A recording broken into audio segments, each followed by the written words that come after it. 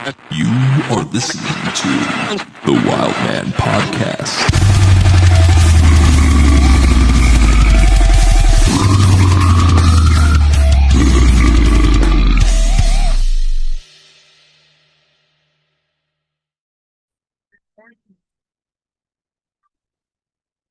How we doing, boss?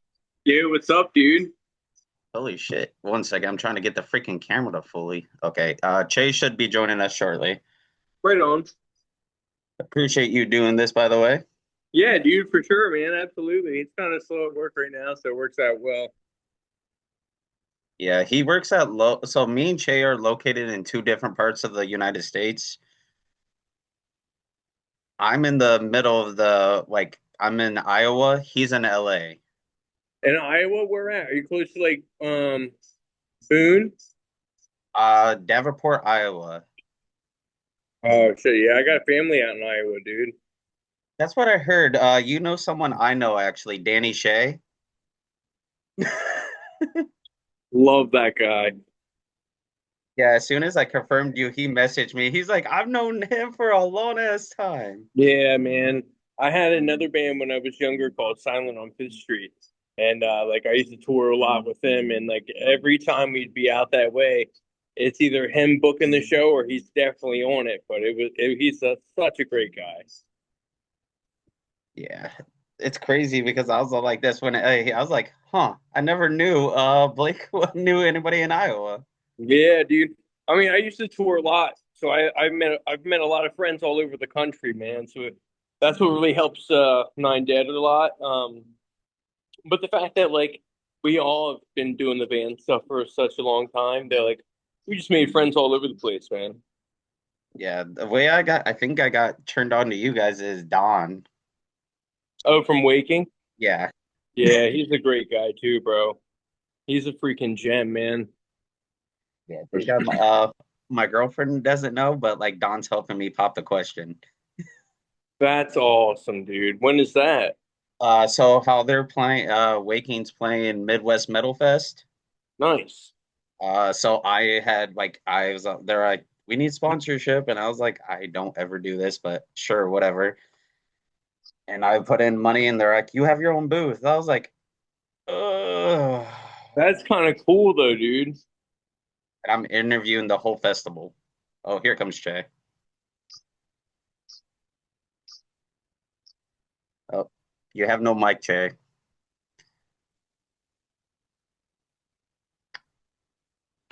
Oh, here he comes. There he is. Hey, what's up, you guys?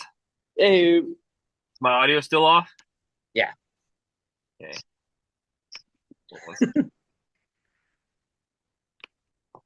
In case you don't know, Che, this is Blake from Nine Dead.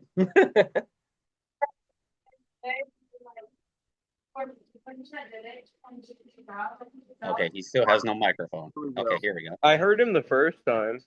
Yeah, turned off for a second. Hey, what's up, man? How you doing? What's up, dude? How you doing? Hey.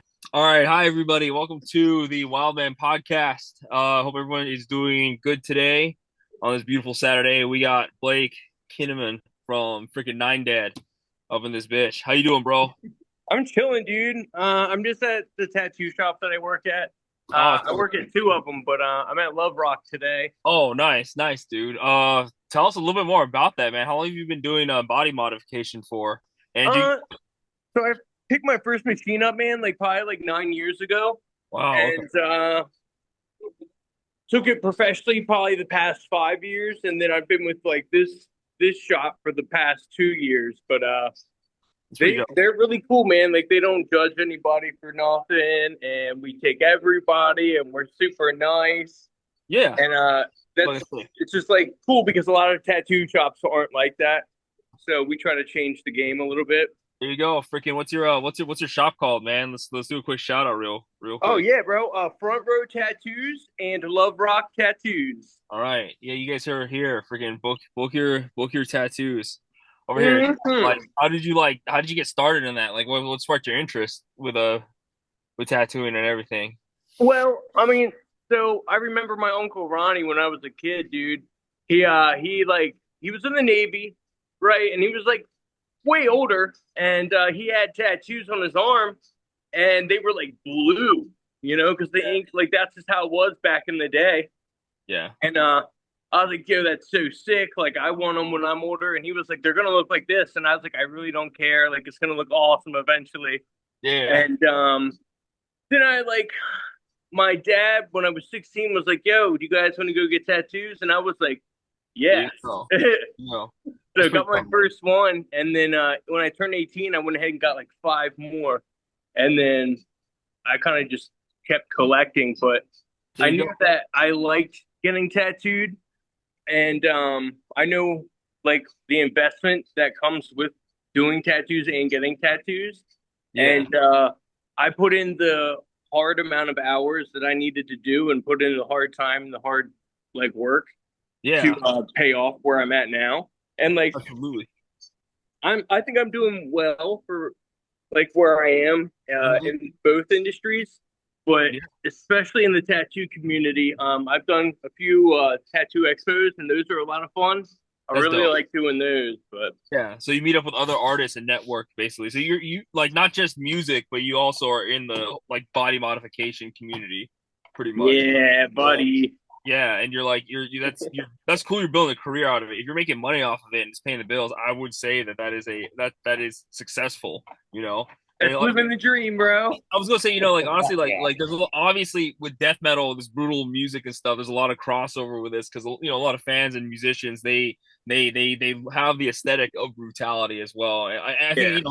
Cerebral Incubation, the guys out in Las Vegas, their guitar player, he's a professional tattoo artist as well, full time. I tons of people in the metal scene. Like I feel like there's just a lot of crossover between that. Like, can you kind of tell like how did you get into heavy music? Like, what's the relationship between like you know with your tattooing and like the kind of music you're doing right now and stuff like is there a connection between that? Or are they separate worlds just like it, or is it all just like the artist sphere that you inhabit? Like tell us a little bit more about this.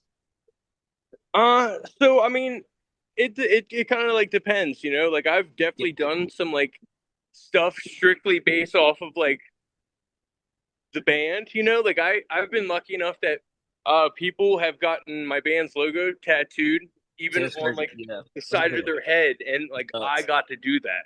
Yeah, it's freaking nuts, dude. And like, dude, there's a lot of them out there. Yeah, and I was gonna say, I hear your band's name a lot, Nine Dead. Like it comes up everywhere, and it's like not just it's not like paid for advertisement. I just hear people talking about your band all the time, So I think that's pretty dope. That's crazy that people are getting tattooed, like your band's logo tattoo on it. I mean, what was that like the first time that happened? You're like, wow, like this is actually really happening right now. Like, dude, the first one. Well, okay, so the first one I did was actually on my guitar player, right? Okay, sick. And then the second one was on the drummer, and then the third one was done on me. Nice, dude. And then the fourth one, damn, I feel bad, and I know that they're gonna yell at me if they see this. You don't have to get yourself in trouble, man. Yeah, I've done quite a few of them, man. But like the one that like really stands out is the one that is the giant 9 on my buddy Greg's fucking head. Like, yeah, that's pretty nuts, dude. That's pretty gnarly, And we had a lot of fun doing that together. And I shout out Greg. He's a fucking man. So Nine Dead seems more like it's an institution almost because people are like literally getting this shit like printed on their body. They're really about this. Like, how did the band start? Like, can you tell us like how you guys first met? Like, what kind of what inspired you guys to pursue the sound that you're going for? Like what is like Nine Dead's creative vision basically in your mission and purpose? So basically, dude, so it's actually a crazy story, right? So I played in another band for a really long time, and I needed to get my car serviced, right? Yeah. And I had my old band CD in the car, and I took it to a Subaru dealership, right? Yeah. And the guy, I came back to get my car, and he's like, yo, man, I like the music in your car. I was like, yo, thanks, dude, it's me. And he was like, yo, man, my buddies, they play heavy stuff, too. You should check them out. And he was like, they're called Nine Dead. And I was like, all right, let me check them out. And I listened to it, and I was like, damn, that's really good. I liked what I heard. You know what I mean? Yeah. And I messaged them, and I remember that they did not message me back. Yeah. Because they're assholes. It took a minute. To break that ice. Dude, eventually, like I hit them up over and over and over until one of them answered me. They got rid of their old singer.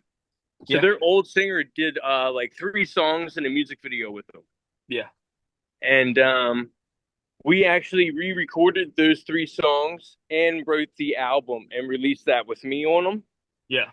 And then I've done everything up till like since then. So like all of it pretty much. Been building your body of work with the band pretty much. Yeah.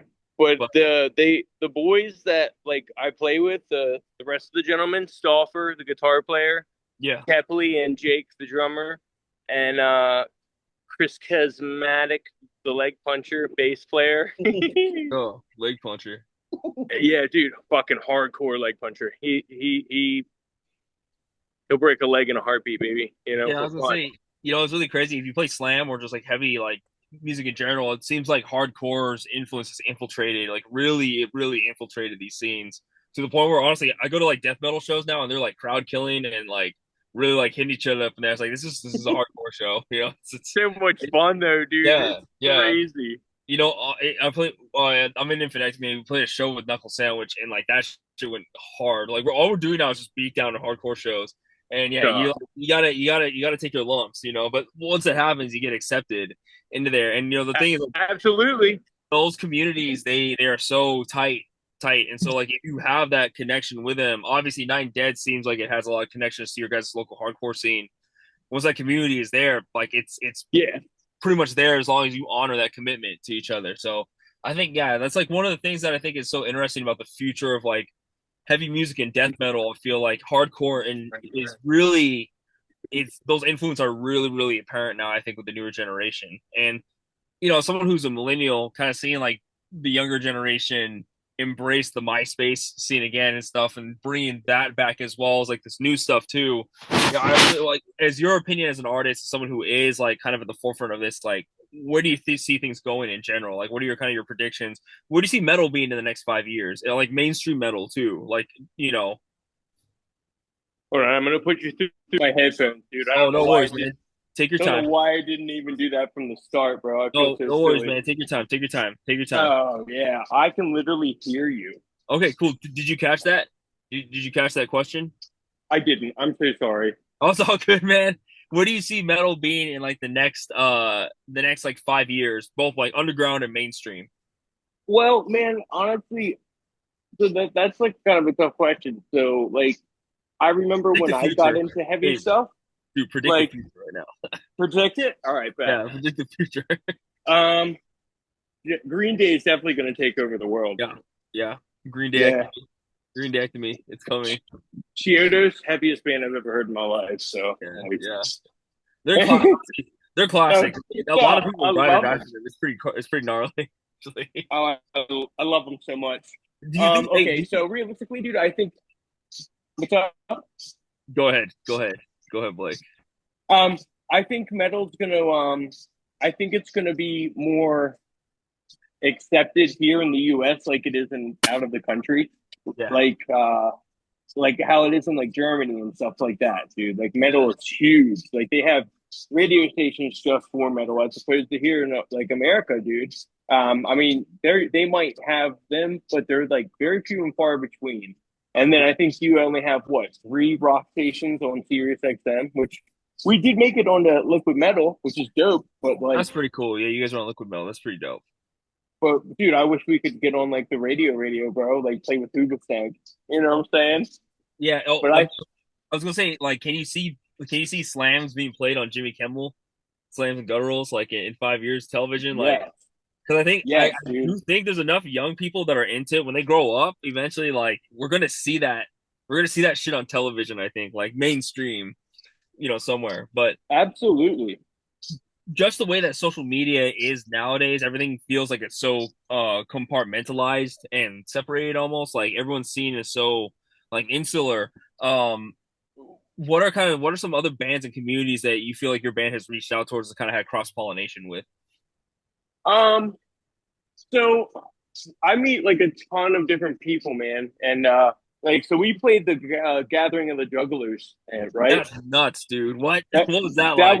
That was their first show ever. That's sick, for Nine dude. Dead. That was Nine That's Dead's sick. first show ever. And then my first year with them, I got to play it with them. So they did it twice. That's So sick. like crossing like that, like dude, like when the year I did it with them, it Yeah. was like we played main stage and like Man. there was fucking thousands of people there. And Yeah. like, dude, it's crazy. They go all everywhere, man. Fago Mesa.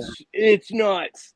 Yeah. And fucking it was like a really big band played, and then we played, and then fucking Alien Ant Farm played, and then ICP played, and Dude, then bam, that was the show that day. And I was that is like, amazing, this is bro. You said Hoobastank, but you played with show with Alien Ant Farm, so I mean, it doesn't yeah. get much than And that. dude, their bass player literally went up to our bass player, said, "You play the bass?" And he was like, "Yeah." He said, "Not anymore." You know what I mean? So like he fucks with us, which is cool, man. And like That is cool, man. it works. Yeah, I mean, like, like, what is a dream gig for you? I mean, like, that is pretty sick. I'm not gonna lie. Like, if you could pick your dream lineup, headliner, opener, or whatever, you could write your own bill, unlimited budget. Who would you go with? Who do you hope to play with? You'd be Honestly, like, I'll damn. probably get some hate for this, Yeah, go ahead, man. Go but ahead. just like, but it would be more of like a PR move. But secretly, I do like them. Probably like Falling in Reverse. Oh, Yeah. yeah. Bring Me the Horizon, Suicide Silence, Chelsea Grin. Yeah, Chelsea Grin. Okay, bass choices. But I'm also like I'm a Warped Tour kid. Does that make sense? No, absolutely. That's where the MySpace stuff comes from. Yeah. That's exactly where it comes from. Yeah, that's where all that shit came from, dude. I remember, like, because I'm in my 30s, 35. Same. I remember, yeah, okay, so yeah, so I remember that shit, dude. Yeah, coming up, like, it was different. It was very different back then, but we had dope ass music, and there was so much energy to us, and like, it's the way home recording has gone. It's very good to get a very, very professional sounding recording out of your home and stuff. But these kids, they want everything dirty. They want it saturated. They want things like they want it to sound like this was recorded in somebody's bedroom back in 2005 or six. That's what I'm for. And yeah, you can absolutely hear the influences too in Nine Dead. Like, I think with this stuff, like eventually, like, where do you what do you want, like, the first impression, listener's first impression of your music to be when they check out Nine Dead for the first time? I've never heard anything, when they check this out, like, what's the first song you want them to check out, and like, how do you hope it makes them feel? The first song, man, that's tough. That's tough. Our most popular one is absolutely 115. But I would want them to probably listen to like A Silent Practice or the new song that we're actually going to be releasing in the next couple months, or probably next month. I'm hoping we do it next month. Got a music video with it. Okay. That kind of stuff. Yeah. You feel what I'm feeling. Yeah. You heard it here first. New music video coming out. Freaking, you guys follow their socials and make sure you check that shit out. Factual. Pretty please. It's going to be insane. It is completely different from the stuff that we've shot before video wise. Okay. But it's just leveling up, I'd like to say, but not in a bad way. Who did you work? Oh, no. It's never bad when you level up, man. Who'd you work with this time? Like, who'd you go with? Who's the director? Tell us more about this. So we usually use Seven Side Productions, and that's my buddy Eric, and he is just the best fucking guy I know. He's just the fucking bee's knees. And he's done all of our work up until this one. Eric DiCarlo shot this one. Okay, cool. And he does stuff for Chelsea Grin, Lorna Shore, stuff like that. Yeah. And like what we did, like just what we shot was just like, it's just everything's different. Everything's different. Like down to the lighting is completely different, because usually everything's very dark.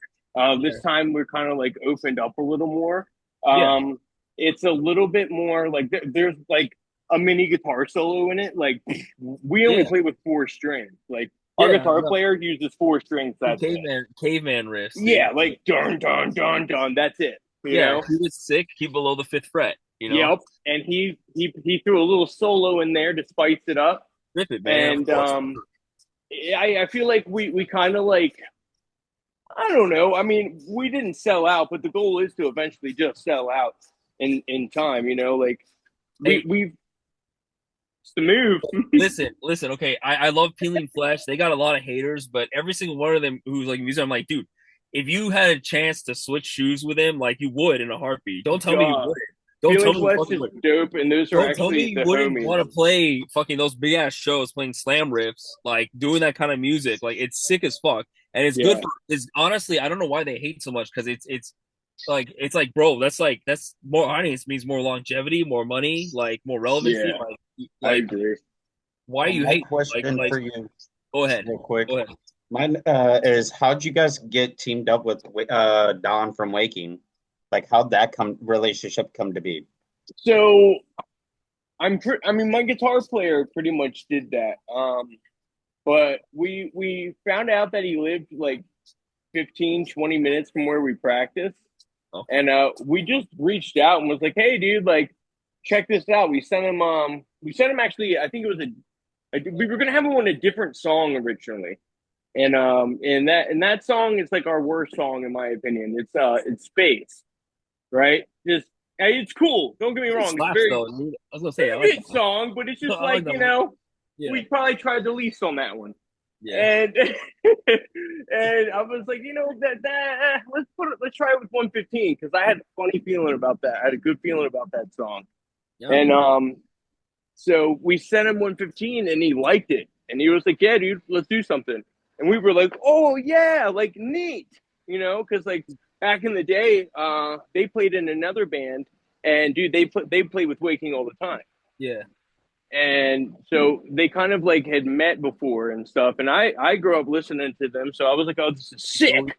Let's go emo kids. Yeah, dude. So like freaking first time meeting him, this man comes in, brings me a skateboard signed. That's and sick, I was like, I love him. I love him. Dude, that's like a freaking hero right there too. He's iconic, especially for MySpace. Yeah, dude. And like he's just a gem. We're actually playing with him next Saturday in Texas. Oh, that's gonna be pretty nuts. And then the next day we're playing Summer Slaughter with Hatebreed. Sick. That's so sick. Yeah. Texas, show off for that show. That's gonna be cool. Nine Dead and freaking WTC. Yeah, dude. There's so many bands. It's literally stacked. It's I Saw God, Peacemaker, Slamwich. Dude, it's ridiculous. There's so many more. Like so many more. That's cool, man. The whole future's bright for you guys, to be honest. Like it's exciting to hearing all this stuff, man. Like I really, keep doing what you're doing because it's only going to keep growing, and hell yeah. Like definitely like, stay like don't like even though like you're going for bigger audiences, like man, keep it brutal, just like be yourselves. That's what people like, man. And honestly, like, just like I wish you all the best luck. I wish you all the best luck. Hell yeah, thank you, honestly, brother. Because like I don't think we'll change up the heaviness. We'll definitely keep it heavy. I just think maybe eventually we might add some like I don't know. You guys will who knows what the future holds? Exactly. Man. Who knows what the future holds? But fans, freaking be there for it and definitely let them know how you feel about it. But stream that shit. Damn right. How you feel about it. And yeah, Nine Dead. Okay, thank you so much, dude. Seriously, I gotta bounce right now. But thank you so much, Blake, for. Oh, bro, it was a pleasure. Yeah, thank you for talking. I hope we can come back again, dude, in a year, and it's gonna be great to see like what's been going on and catch up and like everybody freaking stream their new music. Watch out for that new music video. Yes. And we're gonna be in Germany and Amsterdam and Switzerland and the Netherlands next month. Worldwide, Mr. Worldwide over here. All right, play Davenport. No, I'm down. All right, you guys. You and Dirk got with Danny. Reunited. There you go. I would be so excited. All right. I would be so happy. All right. Blake, thank you so much, man. Appreciate Thank you, guys. Have a great day. Be safe. Yeah, you too, sir. You have a good day. Bye. All righty. All right. Okay, man. Yeah, I got a screenshot. I'll send it to you in a bit. I'm going to go back to work right now. I'm off in an hour, and I'll send it to you, okay? Okay, I think it also recorded too. Yeah, cool. All right. However it goes, man. Dude, yeah, thanks for letting me help with this, dude. No problem. Cool. All right, talk to you a bit. Yep. All right, peace. Peace. The Wild Man